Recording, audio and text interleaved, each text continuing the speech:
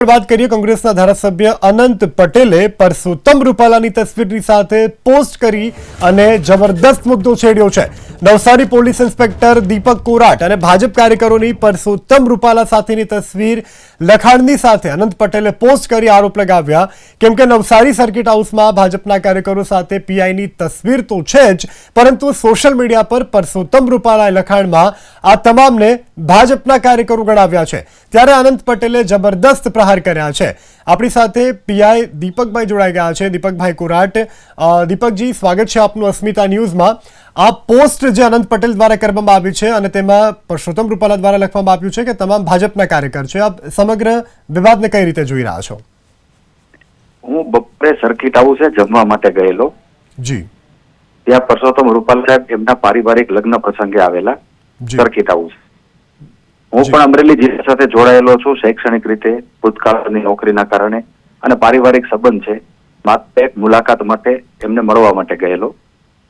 રહી વાત મારા ભાજપમાં જોડાવાની, હું ડિસિપ્લિન ફોર્સનો માણસ છું, એટલે ભાજપમાં કોઈ પણ પક્ષ સાથે જોડાવાનો કોઈ પ્રશ્ન જ નથી આવતો। જી બિલકુલ, પરંતુ અનંતભાઈએ તમારી ઉપર જે આરોપ લગાવ્યા છે, આરોપને તમે કઈ રીતે પ્રત્યુત્તર આપી રહ્યા છો અનંતભાઈને?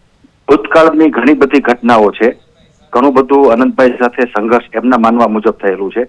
એ તો માત્ર મારા નોકરીના ભાગરૂપે જ જે કાર્યવાહી કરવાની થાય કાયદાની મર્યાદામાં રહીને એ કરેલી છે, પરંતુ છતાં એમને કંઈ મનદુખ હશે તો એ બાબતને લઈને આ બધી ઘટના અંગે એણે વાત કરી છે।